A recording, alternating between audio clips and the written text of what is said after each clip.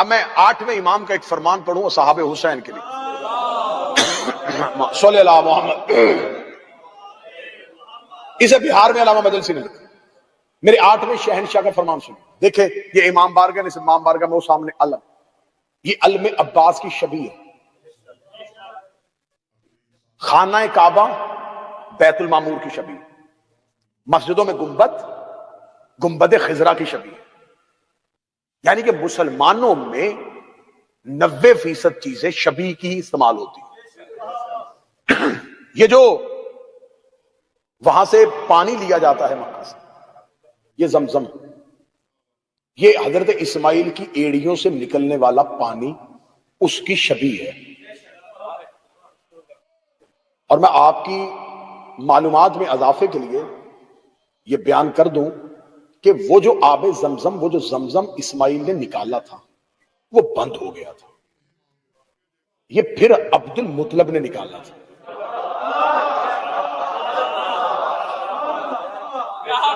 شاہ زمزم کو بند کر دیا گیا تھا، حضرت عبد المطلب نے اپنے 10 بیٹوں کے ساتھ زمزم کے کنویں کو کھودا تھا اور اس میں سے تبرکات نکالے تھے اور پانی جاری کیا تھا۔ یہ جو آج مسلمان تبرک کے طور پہ لے کے آ رہے ہیں، یہ اسماعیل والا نہیں ہے، مولا حسین دے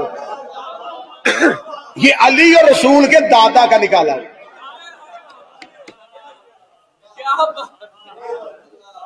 یہ سارے کے سارا اسلام، خانہ کعبہ جس کی طرف منہ کر کے سجدہ کرتے وہ بھی اصل نہیں ہے، وہ بھی ماڈل ہے، شبیہ ہے بیت المعمور کی۔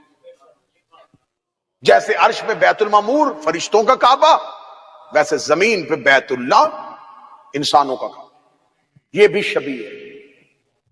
اور یہ جو ممبر مسجدوں میں رکھا جاتا ہے، یہ ممبر بھی شبیہ ہے۔ رسالت مآب کو ایک صحابی نے رسول مسجد میں کھجور کے ستون کے ساتھ کھڑے ہو کے خطبہ دیا کرتے تھے۔ ایک صحابی یمن سے آیا، کاروبار اس کا اچھا تھا، اس نے وہیں پہ مدینے میں بیٹھ کے ایک ممبر بنوایا اور اس نے کہا مناسب نہیں لگتا کہ آپ کھڑے ہو کے تقریر، آپ بیٹھ کے خطبہ دیا کریں۔ یہ ممبر اس نے رسول کے لیے، رسول اس میں بیٹھنا شروع ہو گئے اور اس کے بعد سب مسجدوں میں آ گیا۔ یہ جو مسجد کے اوپر گنبد اور مینار ہے، یہ مسجد نبوی اور گنبد خضرا کی شبیہ ہے۔ تکلیف مجھے اس وقت ہوتی ہے جب شبیہ کی طرف سجدہ کر کے شبیہ کے نیچے شبیہ پر بیٹھ کے مولوی کہہ رہا ہوتا شبیہ دیکھنے سے نکاح ٹوٹ جاتا ہے۔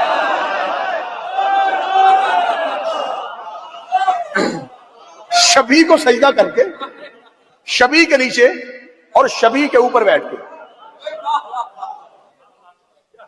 یہ جتنی بھی چیزیں ہیں یہ اشباہ ہیں، یہ شبیہ ہے۔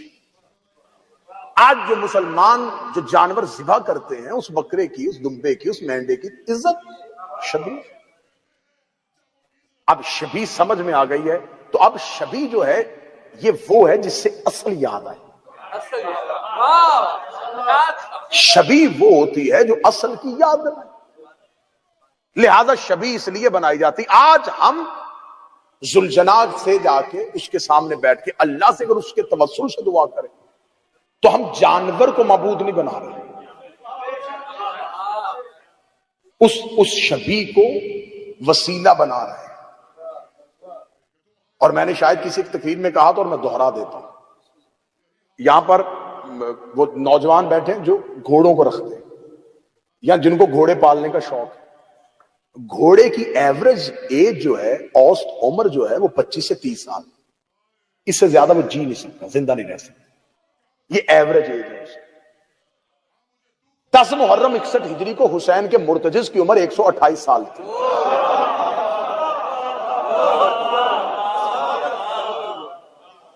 جن بندوں نے ہاتھ اٹھائے ان کا میں شکریہ ادا کرتا ہوں، اور جو تھوڑا سا پریشان ہوئے انہیں میں ایک تحفہ اور دیتا ہوں۔ آپ 128 سن کے پریشان ہو گئے، آج 1528 سال ہے۔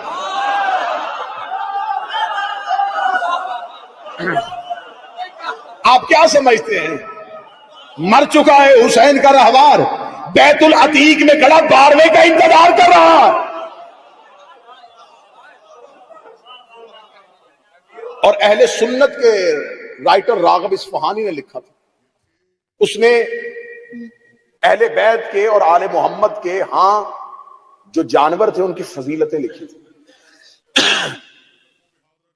اور مجھے اب یہاں پر جملہ یاد آ گیا، ریڈیو پاکستان میں تقریر کر رہے تھے علامہ رشید ترابی صاحب. رشید ترابی صاحب نے شب عاشور کی تقریر کرتے بڑا خوبصورت جملہ کہا تھا، جملہ آج بھی باز گشت کی صورت میں گونج رہا ہے. رشید ترابی صاحب نے کہا تھا کہ 10 محرم کربلا کے میدان میں 9 لاکھ حیوان نما انسانوں کے سامنے ایک مرتجز نامی انسان بھی کھڑا تھا. ہائے ہائے ہائے ہائے ہائے ہائے.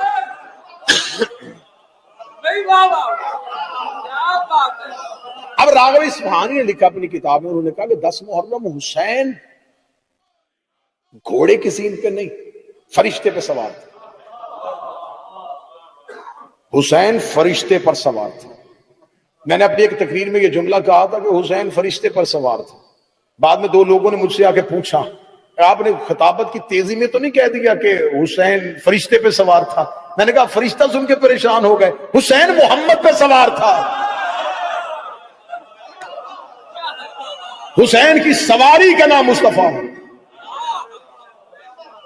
اور ہم نے یہ لفظ سواری ہم نے استعمال نہیں کیا، یہ کسی صحابی نے کیا تھا. سلمان سامنے سے آتا تو شاید جملہ اور کہتا، ابو ذر آتا تو شاید جملہ اور کہتا. یہ جملہ کسی اور نے کہا کہ حسین سواری کتنی اچھی. حسین کی سواری پہلی دفعہ کہنے والا صحابی تھا. اس نے یہ نہیں کہا اتنا لاڈ اتنا پیار کہ حسین نبوت پہ سوار ہے، اس نے سواری کہا تھا. اس کا مطلب ہے کہ حسین کی سواری دیکھنا صحابہ کی سنت ہے.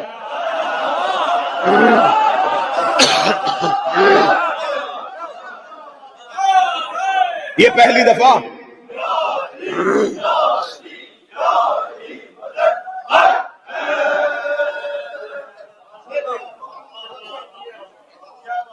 مولا حسین عزت ہے. اب شبیہ سمجھ میں آئی نا. اب میں 8ویں امام کا فرمان پڑھوں. میرے 8ویں شہنشاہ، بہار میں علامہ مجلسی نے اس فرمان کو کوٹ کیا. میرے 8ویں شہنشاہ کہتے پوری کائنات میں حسین کے اصحاب کی شبیہ بھی نہیں ہے.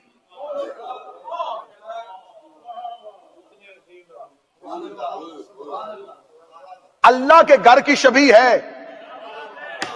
کہاں چلے گئے آپ؟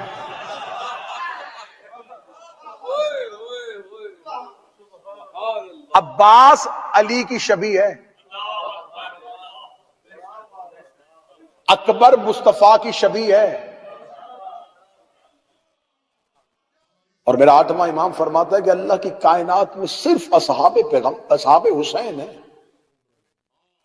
جن کی کوئی شبیہ بھی نہیں ہے. اس کو آسان لفظوں میں کہوں تو میرا 8واں امام کہتا ہے کہ اللہ کی کائنات میں کوئی حر جیسا بھی نہیں ہے.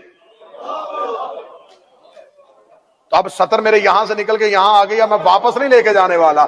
میرا 8واں امام فرماتا ہے کہ اللہ کی کائنات میں کوئی حر جیسا نہیں ہے. پھر غیرت کر، جب کوئی حر جیسا نہیں تو کوئی عباس جیسا کیسے ہو سکتا؟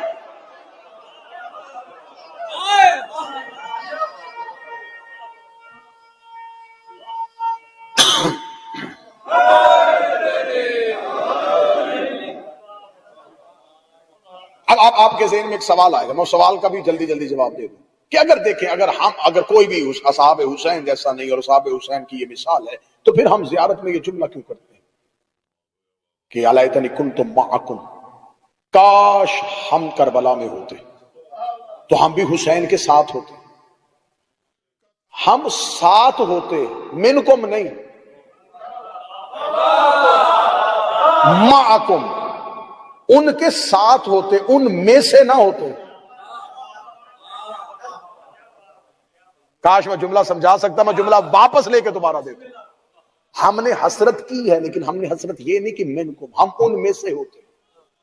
ہم نے حسرت کی ہم ان کے ساتھ ہوتے.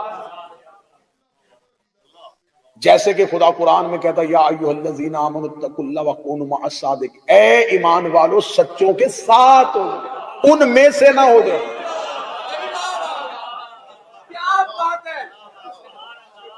اب اگر آپ بیدار ہیں تو پھر میں جملہ کہنے لگا ہوں. حر لشکر یزید کے ساتھ تھا، لشکر یزید میں نہیں تھا.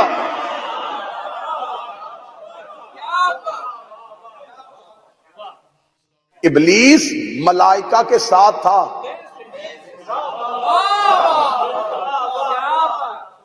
میں سے نہیں تھا. ہم ان میں سے نہیں ہو سکتے، ان کے ساتھ ہو سکتے. تو ان کے ساتھ کی دعا معصوم نے ہمیں کیوں تعلیم دی؟ معصوم نے ہمیں یہ کیوں کہا کہ تم حسرت کا اظہار کرو گے کاش ہم کربلا والوں کے ساتھ ہوتے، تاکہ ہمیں یہ نہیں کہ ہم اپنی منزلت بڑھائیں، ہم اپنی عزت بڑھائیں کہ ہم ان کے ساتھ ہوتے، نہیں، ہمیں اپنی حیثیت کا پتہ چلے، ہمیں اپنی اوقات کا پتہ چلے، ہمارے اندر کا تکبر ٹوٹے، ہمارے مزاج کا غرور بدلے. کہاں حسین کی اطاعت کرنے والے، کہاں کہاں حسین کا نوکر زہیر. یہ زہیر مدینہ سے حسین کے ساتھ نہیں چلا. مکہ میں امام حسین علیہ السلام نے جب حج کا ارادہ عمرے میں بدل دیا تو زہیر وہاں موجود تھا، اور زہیر اس ارادے سے حسین علیہ السلام کے قافلے سے دور نکل گیا کہ کہیں حسین مجھے بلانا نہیں. اپنے 4 ساتھیوں کے ساتھ مکہ چھوڑ دیا اور یہ سوچ کے نکلا کہ حسین مکہ آ گئے، کہیں مجھے نصرت کا پیغام نہ بھیج دیں. اور اس نے اپنے ساتھیوں سے کہا کہ اس رستے سے نہیں جانا جو شاہراہ عام ہے جس سے سارے لوگ کوفے جاتے، کسی اندرونی رستے سے جاؤ تاکہ رستے میں ہمیں حسین کا قافلہ نہ ملے. اس نے اپنا رستہ بدلا. حسین علیہ السلام نے اپنے کاروان کا رستہ بدل دیا.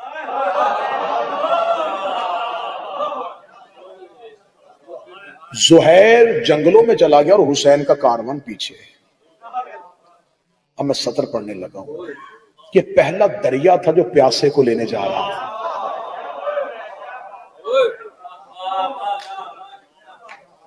حسین نے اپنے بحر کرم کا رخ بدل دیا. زہیر اپنے 4 ساتھیوں کے ساتھ اور اپنی زوجہ کے ساتھ خیمہ لگایا ہوا اور بیٹھا ہوا ہے، کھانا کھا رہا ہے، اور ایک زانو تہ کیا اور ایک زانو اٹھایا ہوا. گردن جھکا کے نوالا ہاتھ میں تھا اور لقمہ ہاتھ میں اور منہ کے درمیان تھا. یا غلام نے آ کے دروازے پہ کہا تجھے حسین بلا رہے ہیں. اس نے وہ جو لقمہ اٹھایا تھا، ایک زانو تہ ایک اٹھایا، لقمہ منہ میں نہیں لیا، وہیں سے گرایا. آنکھوں میں آنسو آئے. میں فضائل پڑھ رہا ہوں، فضائل سن رہا ہوں. اٹھا. ساتھیوں نے کہا جس سے ڈر رہا تھا وہ وقت آ گیا، حسین بلا رہے ہیں. حسین علیہ السلام کے خیمے پہنچا. حسین اٹھے اپنے مقام سے، زہیر کا استقبال کیا. زہیر اس رستے پہ کیوں آیا؟ میں تمہیں لینے کے لیے یہاں تک آیا ہوں. زہیر میں چاہتا ہوں کہ تم میرے ساتھ شامل ہو. زہیر نے امام حسین کی طرف دیکھا اور دیکھ کے کہا میں ہی کیوں؟ میں نے کہا تھا کہ میں روز ایک امتیاز پڑھوں گا، ایک فرق پڑھوں گا. اصحاب حسین میں کوئی انفرادیت تھی. زہیر نے کہا میں ہی کیوں؟ ہزاروں کو مکے چھوڑ کے آیا، وہ روکتے رہے اور تو نہ رکا. میں آپ سے بچ رہا تھا، آپ کی نظر مجھ پہ ہی کیوں ٹھہری؟ میں ہی کیوں؟ اب جملہ اگر رخ بدل گیا تو پھر مجھے مصائب مجبوراً پڑھنا پڑے گا، لیکن میں انفرادیت پڑھنے لگا. حسین نے کہا کہ زہیر تمہیں یاد ہے جب مدینے میں، کیونکہ زہیر وہ صحابی ہے جس نے پہلی خلافتوں کی بیعت بھی کی تھی، پہلی 3 خلافتوں کی بیعت بھی کی تھی، پھر مولا علی کی بیعت میں بھی آ گیا تھا. مولا علی کو بحیثیت خلیفۃ المسلمین مانا تھا. اس نے زہیر نے کہا میں ہی کیوں؟ حسین نے کہا تمہیں یاد ہے کہ جب پہلی خلافت کا دور تھا تو مسجد نبوی میں بیٹھا ہوا تھا اپنے قبیلے کے لوگوں کے ساتھ. تمہیں تیرے قبیلے کے لوگوں نے کہا تھا کہ زہیر تو زیرک بھی ہے، سمجھدار بھی ہے، تو بتا کہ یہ جو دربار میں مسئلہ ہوا ہے نبی کی بیٹی اور خلیفہ کے درمیان، تیرا اس میں کیا فیصلہ ہے؟ تو نے مسجد نبوی میں بیٹھ کے اپنے قبیلے والوں سے کہا تھا کہ میں گواہی دیتا ہوں کہ فاطمہ حق پہ ہے.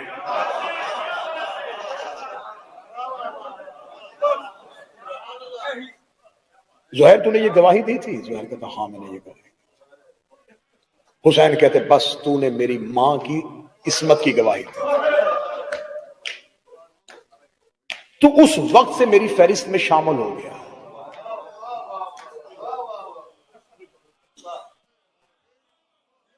اب میں ہر روز ایک صحابی کی صفت پڑھوں گا تو انفرادیت ایک نظر آئے گی۔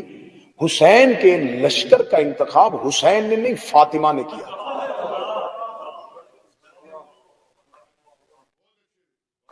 یہ حسین علیہ السلام تک فہرست پہنچی تھی کہ ان کو بلاؤ۔ یہ انتخاب فاطمہ تو زہرا تھا۔ حر کے پیشانی پہ زہرا کا رومال کیوں آیا؟ حر کی پیشانی پہ زہرا کا رومال کیوں؟ جب حر نے امام حسین کے گھوڑے کی لجام میں ہاتھ ڈالا تھا تو حسین نے عرب کے محاورے کے مطابق ایک محاورہ بولا تھا، تیری ماں تیرے ماتم پہ روئے۔ یہ عرب کا محاورہ تھا۔ جب کہا نا تیری ماں تیرے ماتم پہ روئے، تو حر نے گھوڑے کی لجام چھوڑ کے مٹھیوں کو بھینچ کے کہا، حسین تو نے تو میری ماں کا مجھے تانا دے دیا، لیکن میں تیری ماں پہ سوائے درود کے کچھ نہیں پڑھ سکتا۔